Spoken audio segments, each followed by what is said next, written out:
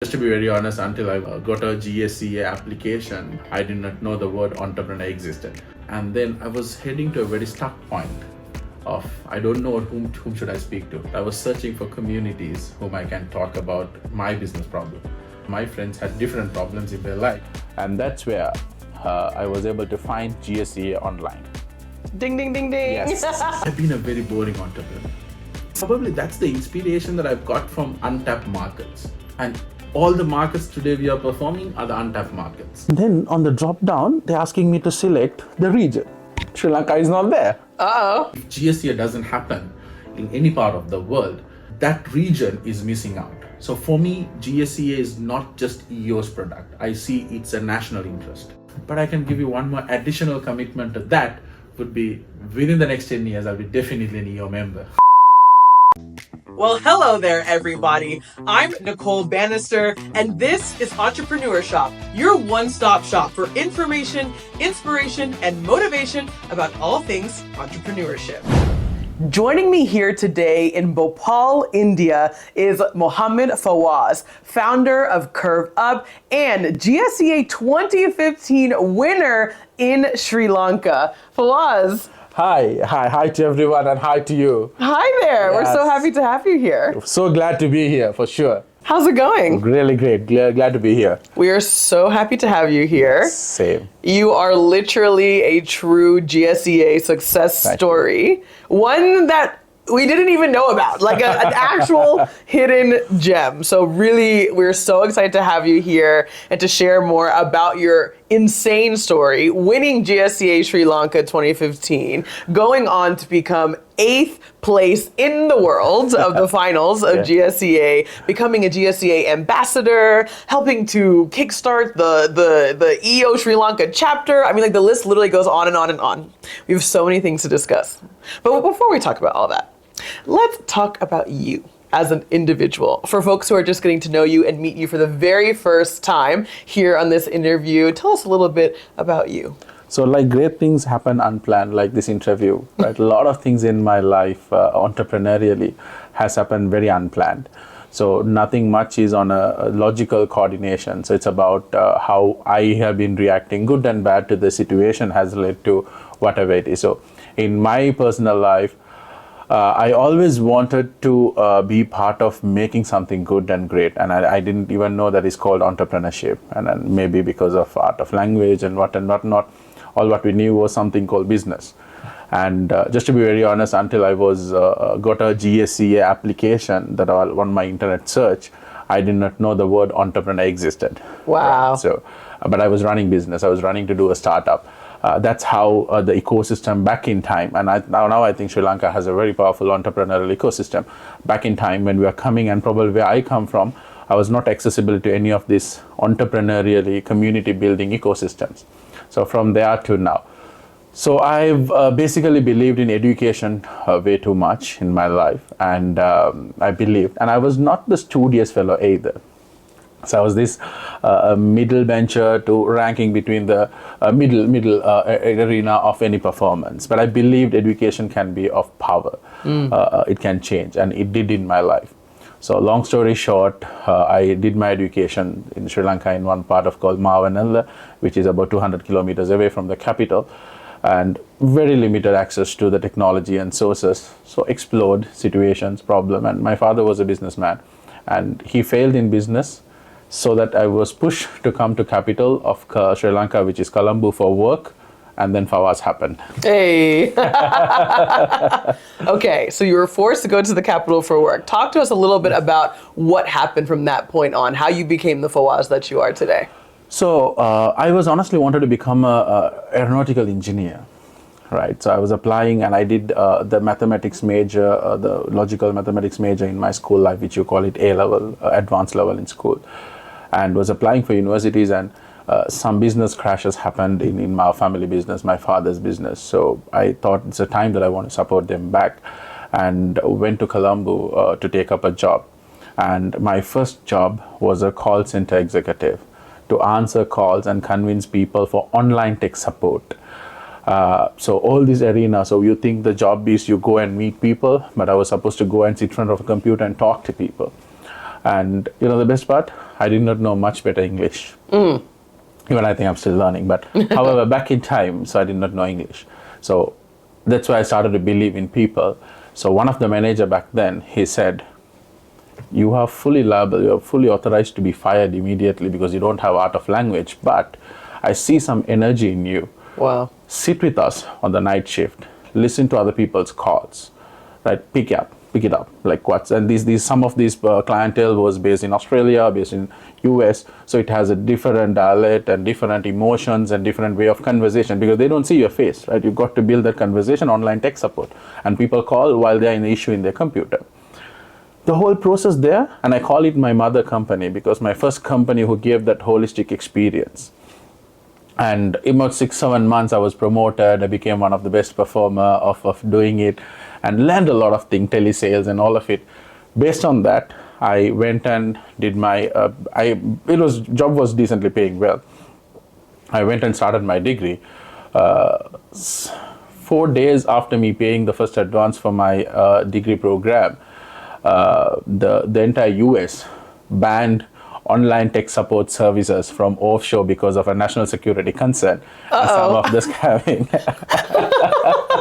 There goes your job. Yes. So that's soon after me going and committing for my degree, right? Right. To have my undergraduate started. Right, where you thought you were making money Yes. and had a consistent income so So you that I could pay could for afford school. Sounds like the United States. I mean, it's fine. But again, took an effort, and then we were trying to retarget Australian market. So we did.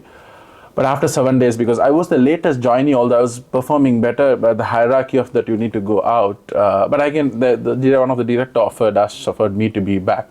That for some reason I said, okay, once you decided to let me go, and because performance or something, but I respect it's my mother company, but I'm gonna take a leave. And then go back to hometown. But by that time, little bit of maturity and all of it has gone, and I've just starting to education and my degree, and thought to myself, I'm going to complete this, no matter what, and started searching for more jobs and all of it. And at the same time, I was doing online tutoring for myself. I tutor mathematics and science, whatever, and I was very fascinated about the technology behind it. This is way back in 2011s. You don't have much technology, and especially in Sri Lanka, don't have a consumer technology. We are a development destination by technology, but we are not a consumer destination by technology. So trying to figure it out, worked with telco, and then got an opportunity to one of the angel investor who gave me a job opportunity as a senior business analyst, while gave an opportunity to work on my company, which I was previously named as FWEZ, and it has no meaning apart from a shorter version of my name. But when somebody asks, what does FWZ means? I went to the dictionary, okay, F, Fogo with zeal. Fogo with zeal is FWZ. So once I named it, it brought in a meaning. But again, cutting it short, I got an opportunity to work on a concept called Global Tutor. And that's where the online tutoring started. My first startup, online live tutoring. I still remember the unique value proposition we used to position was affordable live online tuition with validated content. Because these were the problem out there. If it is an online session, there's no validated content. If it is a validated content, you don't have a live tutor. So we were trying to beach that and had an immense learning. Walked into each and every schools. I used to go and keep a leaflet in the car with high premium schools.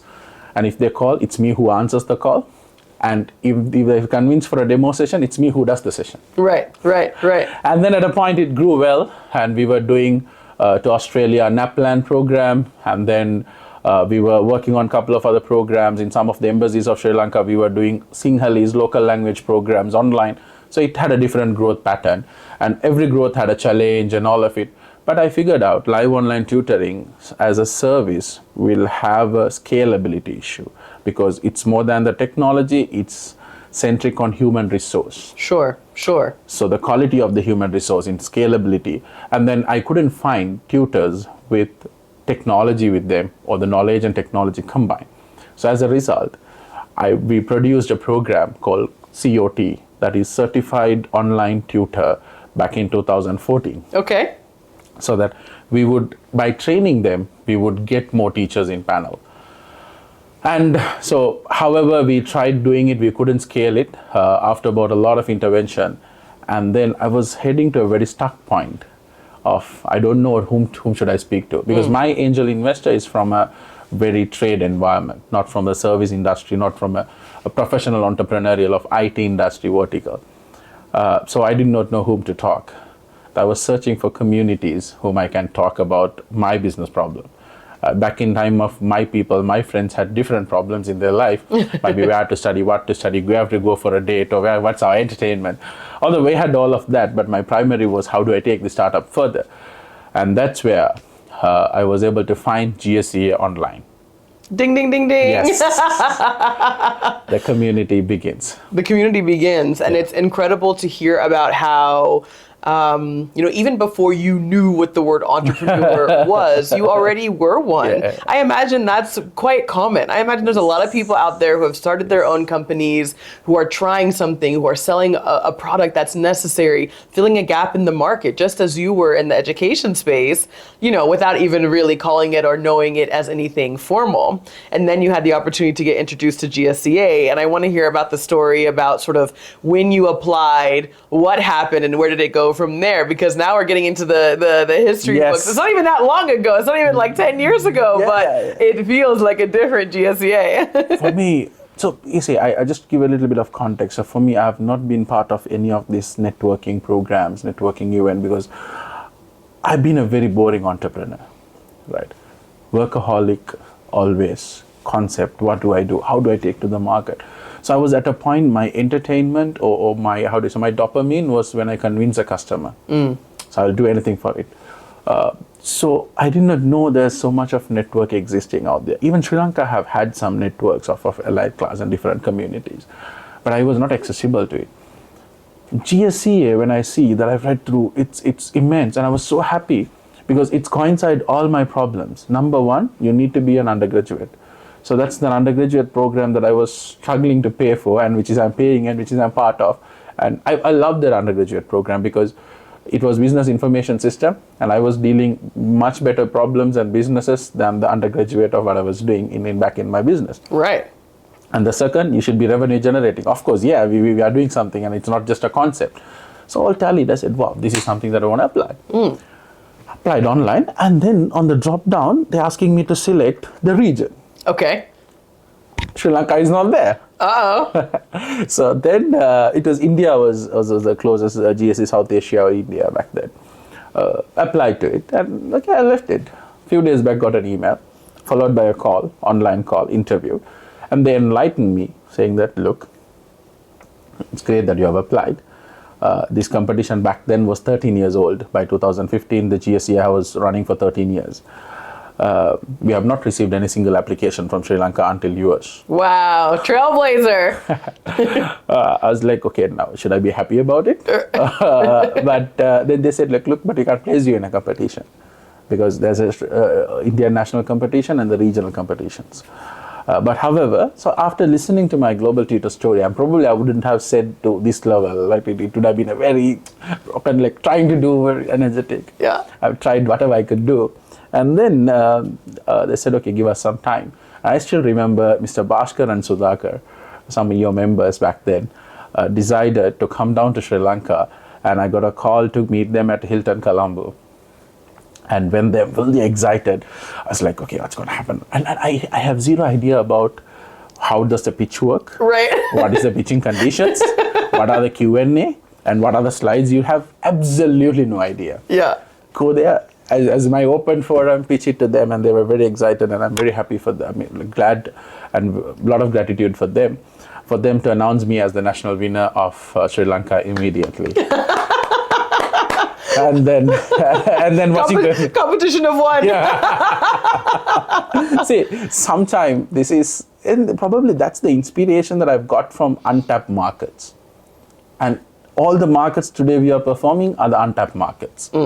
We bring technology for the first time for that market. Right. We bring new concept for that market. I think the inspiration of this works comes from me being announced as a national winner of no competition. Right, but also it just goes to show how entrepreneurs are constantly just blazing their own trails, Yes. right? You literally applied, saw that your country wasn't there, and simply just picked another one, right? You didn't say, okay, my country's not there, that means I can't No. apply. You didn't look at that as a barrier to entry. No. You saw that as an opportunity. You said, let me just put the closest country, see what happens. Exactly. You know, and I think like when we reflect on how these companies or how a competition even like GSEA has grown so much and how we've created avenues and pathways for students who similarly are in countries or cities that don't have EO chapters, we've created pathways and avenues for them to still compete, largely because of stories like yours, because there's that one young person that engaged and inspired a student somewhere in the world who wants to compete, who wants to share,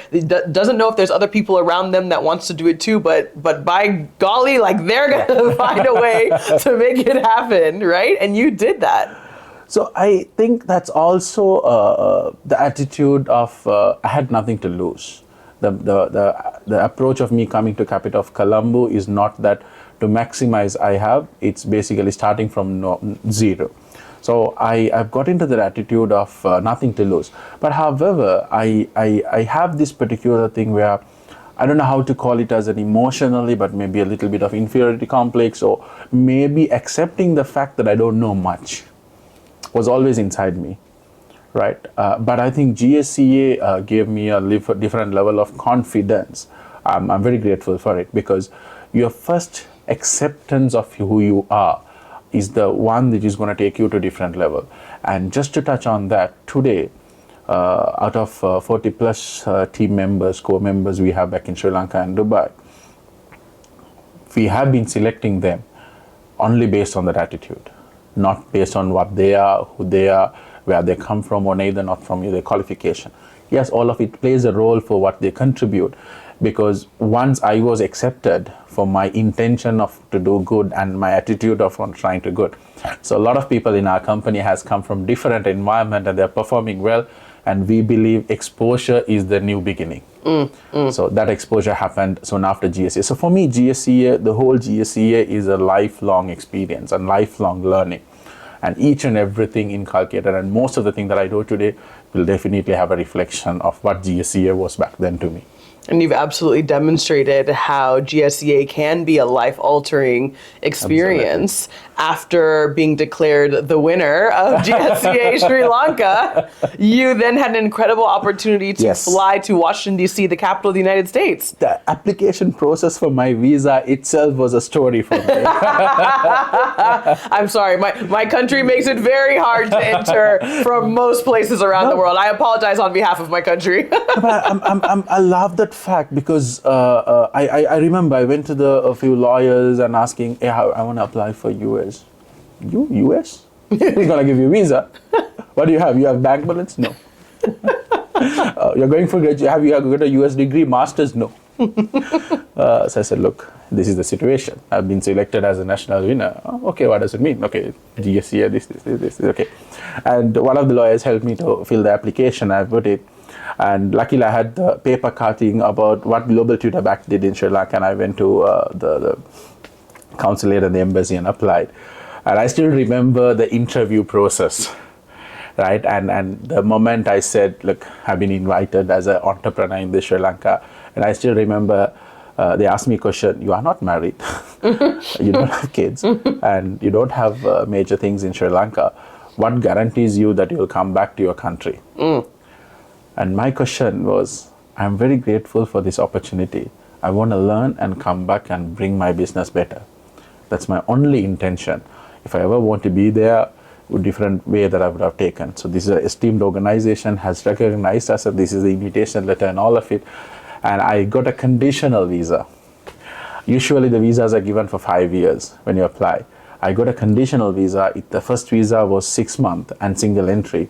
And I thought to myself, okay, this is conditional validation, thinking that this guy of our nature who doesn't have a degree completed, who doesn't have a bank balance, but still they're respected. And that's where the EO plays a role. If not for EO strong recommendations and invitations of my entire trip is being paid, a guy like me back then wouldn't have got. But today I have a visa for US 5 years and a different part of the world for a very long extended visas. But however, That's the validation.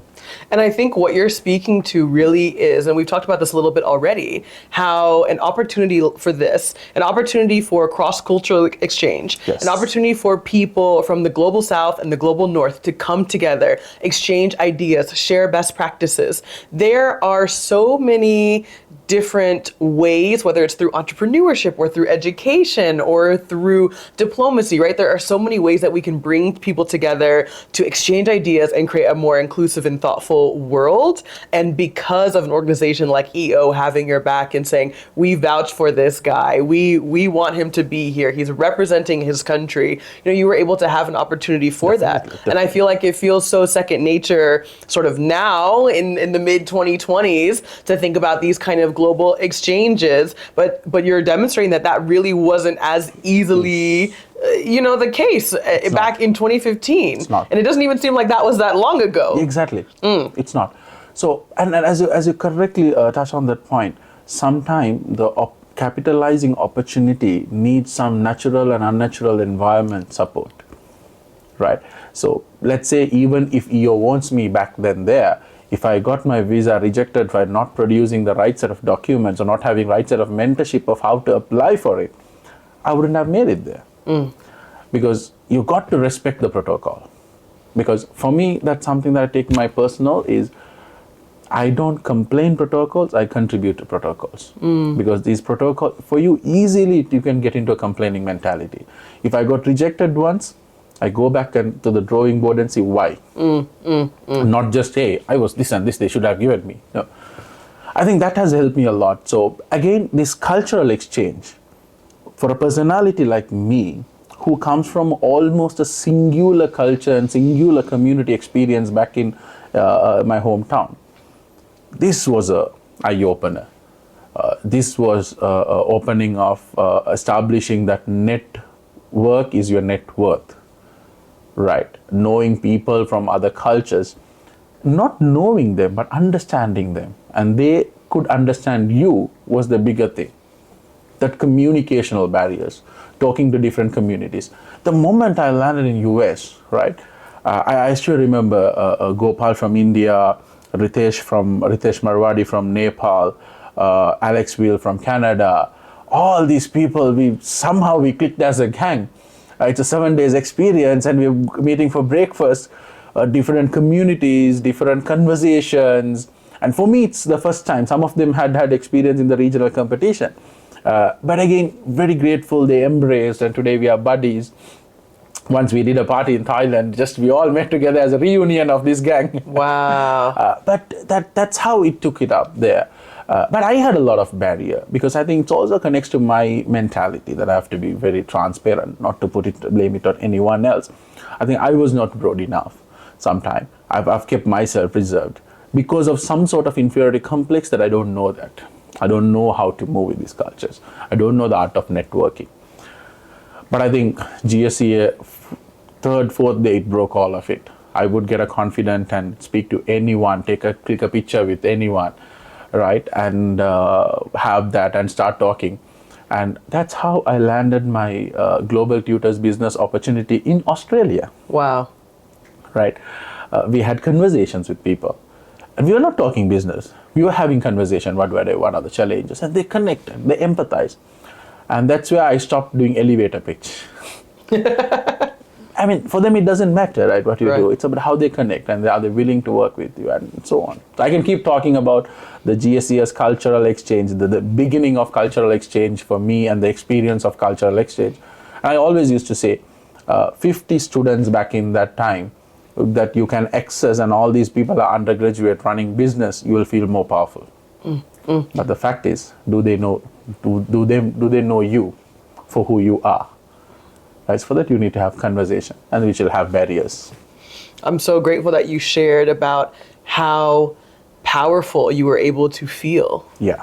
by being sent to a new country Yes. as an undergraduate student, getting the chance to network and liaise with other students from across the globe, from countries you could never even have dreamed of going to at the time. And the fact that you're still friends with your GSEA cohort to this day, you're having meetups in Thailand, and that's all because the Entrepreneurs Organization believed in you, invested in you, those early EO members from India who flew to Sri Lanka to judge you, I'm gonna put that in air quotes, judge you, deem you the winner of all of Sri Lanka, and then move forward. And I think that truly just speaks to the capacity of an organization like EO and the real life changing experiences that something like GSEA can have on a young student from Sri Lanka. You are living proof. I'm very glad. And EO has, for me, EO is class. If you just want to tell what is EO for me in single word, it's class. The royal give back of I'm sure I've learned a little bit of more their product because I wanted to bring GSEA Accelerator back into Sri Lanka. So I learned a lot about Accelerator after GSEA. But before that, the story of bringing GSEA into Sri Lanka, all the people that I approached, Marisa White, Alex Wheeler, Garima Gain from South. I remember all these international team members' names. When I reached them, none of them were negative. None of them showed it, hey, look, you don't have a chapter, how can we? All of them asked this one question. Why are you interested in bringing GSEA back to your country? I said, this did a magic to me. It's doing a magic. And you know what's the beauty of that? It didn't take long time for me to come back to Sri Lanka and realize and approach them. I was approaching them while I was at Washington, D.C. Immediately. Every single day was a wow factor. And I used to call my friends and said, hey, I don't know if I'm overexcited. But I am. But okay, I was like, how do I take this home? Right? How can I next year run something for the country? And came back to Sri Lanka and they wanted some national partnership. I went to, I back then, the beauty is, a lot of people in Sri Lanka knew me after GSEA. A Sri Lankan guy won an award, and I remember my university blast a paper article saying Middlesex University UK candidate in Sri Lankan candidate in USA. Superstar. Right. And Fawaz in demand. I still remember these articles' names, right? Fawaz in demand, right? All of this went out and people started noticing, and that's exposure. So the beauty is, it was not only giving me the global exposure, it's also giving me a limelight, a little bit of acceptance. I faced a huge problem of acceptance because the industry vertical I was touching is education. Your doors are not open in education just like that. It's always what you're credible, what's your qualifications. So an undergraduate guy is doing an education business and trying to change a physical education into online. So I think I need to name them ICTA, Information Communication Technology Agency, Federation of IT Industry Sri Lanka. I went to all of them, knocked their doors. And Sachindra, Ahmed from ICT, all of these people sit down and said, look, you're bringing something good, let's support. Let's make it as a national thing. Wow. We don't have EO back then. And I got README, few digital papers to come on board. And I visited almost all the universities by person sharing my story. I can show you the pictures of it. Almost all the universities we visited and talked about it. And they're like, GSEA, what is GSEA? This is what GSEA is. And at a point, we spoke to the global team and did a little bit of sophistication on the entry requirement, because all the people who are in Sri Lanka business registration, even established business doesn't register. Interesting. Right? Interesting.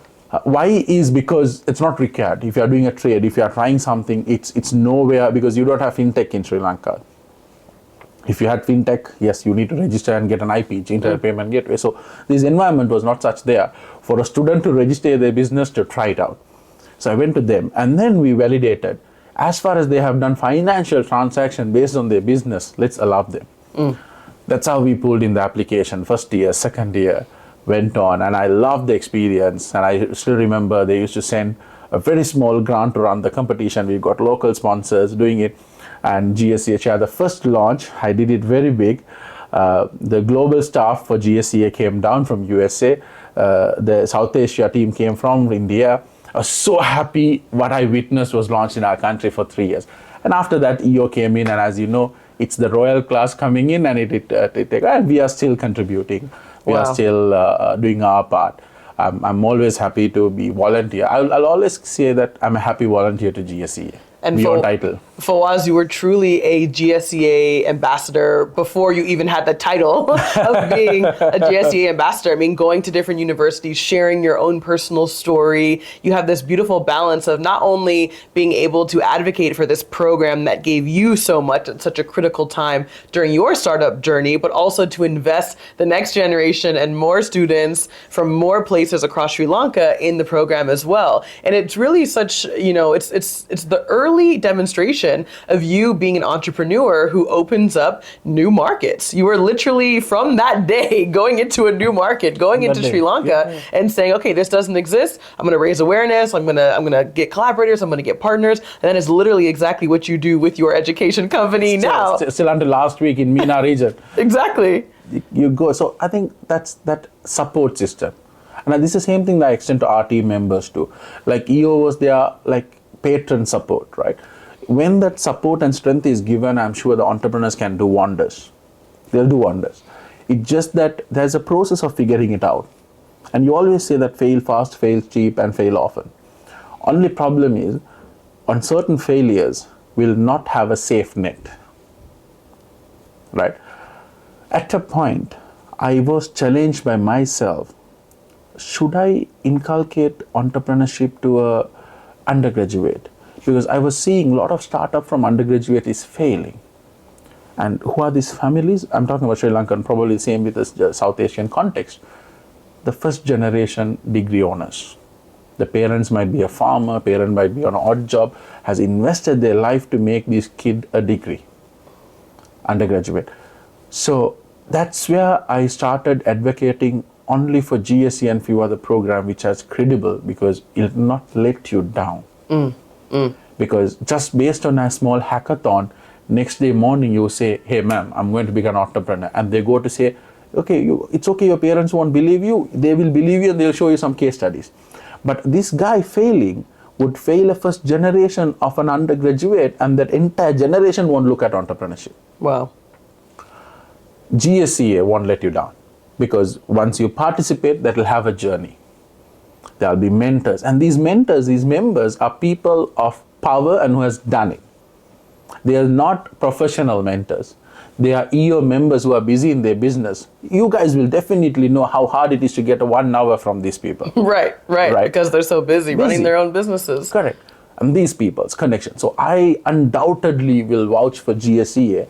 But at a point, I took a step back, apart from GSEA, not to promote any much of the other program, which doesn't have a strong backing, because you are talking to the community of first generation degree holders. And then we mature audience, it's completely different context. They have tried several things, they know what entrepreneurship is, and it's a platform to try.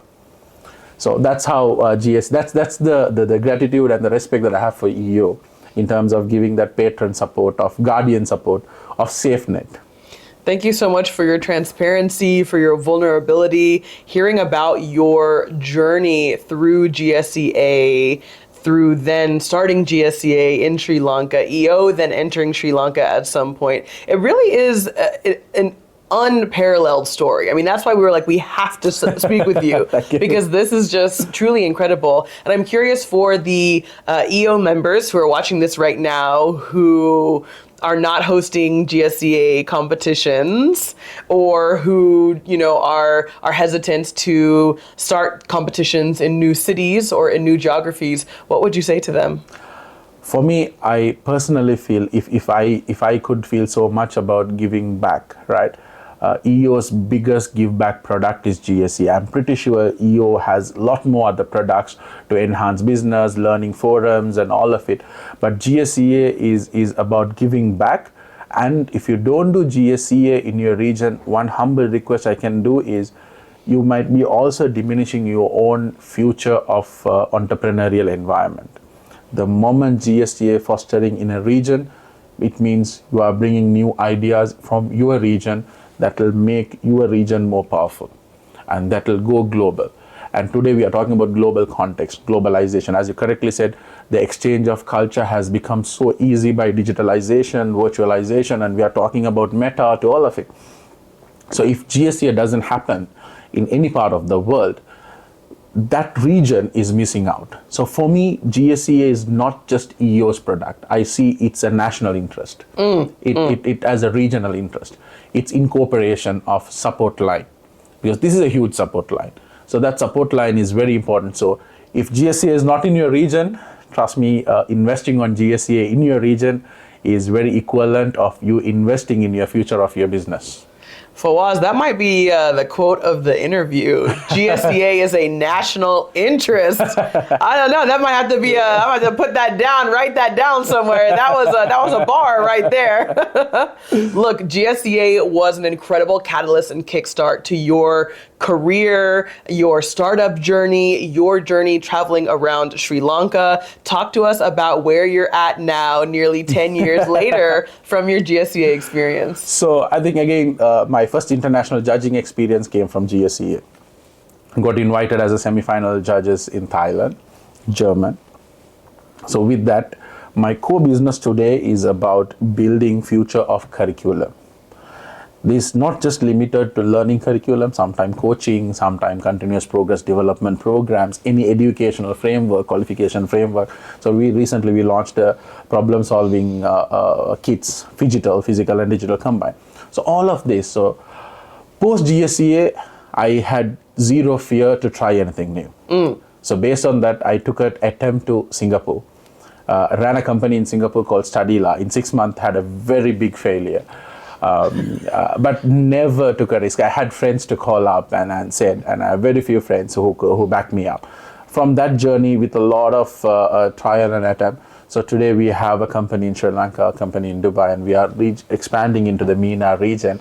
It's about a 2 to 3 years soon after my Singapore failure, I had a huge recovery period. So the recovery period taught me a lot. So you name it. Sometimes I have lectured in the colleges, I have night times, I have done Ubers. So name it, I've done quite a lot of things. I worked in two bigger corporate as a director for innovation, and then started CurveUp.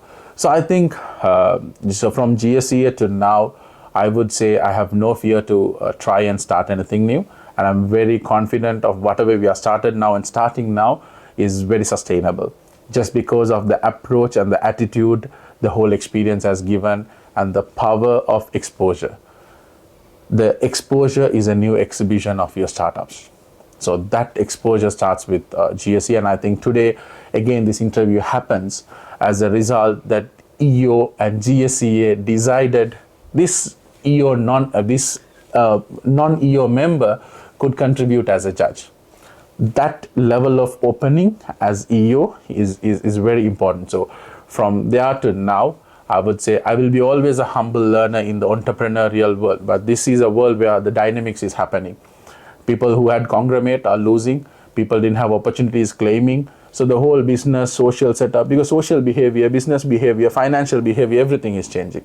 So today's environment, I think GSEA has given me resilience, and today, humbly I would say, there's about 50 good families making from our businesses. There are 50 state team members in our businesses in Sri Lanka and Dubai, and there are a lot of other external education consultants works with us. So I think we, as my startup alone as a startup, has enabled a lot more people around us, and we believe in the foundation of empowerment. That's our core of business. I think that's related to GSEA a lot. The resilience that you have demonstrated throughout your startup journey is just really so remarkable. And it really is a testament to your continued interest in just being the absolute best that you can be. Overcoming those early years and those early stages of imposter syndrome, being recognized on a national scale and then an international scale, having some hiccups along the way, you know, driving for Uber, like whatever you had to do in the meantime, right? Like, which entrepreneur hasn't had to have like a couple other side hustles to support their main hustle, right? Yes. Right? And their main career. And then to hear you now supporting, 50 families across 2 different countries, folks who are employed by you in your business. And like you mentioned, as a non-EO member, you're simply part of the GSEA family, and you always will be. Yeah, I feel. Right? Whether you're an EO member or not. And I think sometimes we can forget that there are so many people whose lives have been touched through EO products, through things like GSEA, who maybe aren't members or who maybe were students who competed and now they've graduated, now they've moved on. But these are all folks who are critical to the web and to the network and to the community that is GSEA and that is EO. And so it's really important, to continue to engage those folks and be in touch. I feel like you've done a phenomenal job of staying in touch with your cohort of folks, and you guys still talk and share and exchange ideas. What advice would you have for GSEA and for EO to continue to maintain those relationships with folks even after they go through some of these programs? Yes. So I have to give the hats off to the entire team, because one thing, it's very tough to globally run and maintain this community. It's not easy. I would say the forum of engagement is very important, because I remember soon after my competition, since I became a local chair, I got an opportunity to contribute as judges, semi-final and all of it. But if not a GSEA participant would get it, maybe not. So, and the alumni network, right? What sort of support network that alumni get? It's not about GSE or EO providing support, but a platform of support sharing environment. Me as a person, whom can I support? And where can I ask support? That alumni, as I said, I have this 50 people's number. If in case I don't, and out of that 50, we have a group of 20 members in one group, and that's the most frequently contacted number. And I'm pretty sure the rest of the 30 would have even changed numbers. But since we're in that group, we know who changes number and all of it. Maybe I'm very interested in bringing down the accelerator back to Sri Lanka with EO Sri Lanka to form that next level of support ecosystem, because one of my life goal is also to be an EO member. I could easily, but again, want to make sense that my journey is justifying as it is. Not just in terms of revenue, but in terms of my commitment. Because EO won't be one of those member organizations that I'm part of. It's more emotional for me. So I want to contribute, collaborate, and coordinate to make it better when I become a part and parcel whenever. But I don't see a single difference that I'm not a non-EO member. I was going to say, Fawaz, I can tell you right now, you have gone above and beyond as a champion for so many programs, GSEA and otherwise, across EO, even as not being a member. Yes. But you make a really tremendous point around community, and I think that community as an offering, community as something established by brands. I mean, I'm going even, far beyond EO now. You understand. The trend globally is to build communities. If you can build communities of people that are self-sustaining and they have a shared vision, a shared value system, a shared experience that they can rally around, they can run these sorts of communities themselves. And those can become your primary clients, right? Those can Absolutely. be people who you can easily share things with. See, today, one of the things that I get inspired, one of the things that I try in different part of the world is go and join a business development network, pay them for a breakfast or a lunch or speed networking, whatever you call it, but you pay for it and you go, and only that you go physically, you are able to. As I said, great things happens unplanned. Definitely. Like GSEA to this interview, a lot of things is about how you respond to circumstances, situations in our life, and I'm very thankful to EO, you and Sana, everyone. Well, we are very thankful to you as well. And I'm curious, when you are going to be judging students competing in the GSEA South Asia Global Quarterfinals, having been in those students' shoes literally yourself nearly a decade earlier, what do you want those young people to walk away with? What are your thoughts as a judge now, being on the other side? So, to any GSEA participant the who has made to quarterfinals or further who will make it, is their participation is the key winning, right? And I don't want these judging pitchers to be winning the pitch or winning the judges. All of us has to treat it as an opportunity to exhibit to certain set of people, which might even have electronic, non-electronic coverage. So the moment you come out, you have to come out of the mentality it's a competition. It's a platform of exposure. Give yourself. And I think the core values of EO is precise and good enough. So I think being genuine to themselves and expressing what they can do, capacity, capability, is very simple, good enough. And their pitching here itself, if they pitch with the right intention and the right fact, they're walking out with something that they can't even see the outcome. It's not just winning this. I agree completely. It's not just about the winning. No. It is the experience. It's the community. It's the Yes. mentorship. It's all of it, all wrapped into one. And Fawaz, you've shared so much about your journey 10 years ago. You've shared a bit about your journey today. What does 10 years from now look like for you? As I said, I'm a product of how I have faced my circumstance and situation. So today we are in the most dynamic environment ever, like industrial revolution. We are in an information and data revolution with AI and all of it. So what I can proudly say 10 years from now I'll be making more impact to the communities through our companies and entrepreneurial environment. And I will always talk for the future of how education and impact could happen. That is something I'll be definitely in par with the trend of evolving every year from now, and probably make more and beautiful impact. But I can give you one more additional commitment to that would be within the next 10 years, I'll be definitely an EO member. Hey, there we go. I mean, Fawaz, you are GSEA All-Star. You are a global finalist. You are a true success story, a global finalist turned judge, entrepreneur extraordinaire, a national entrepreneur success story of Sri Lanka. I mean, the list goes on and on and on. I have absolutely no doubt that we'll be able to add EO Sri Lanka member to that list at some point. Thank you. I think again, as I said, certain things are beyond your professional gain. So these are just your personal. We all work towards the ROI. It's not investment, but also impact, return on impact. So sometimes you sit back and think what you have done and what you have gained. So in that trade-off, EO will be one of the major stakeholders. And thank you very much for enabling and making this story as well part of your journey to make sure that we collectively impact more people out there.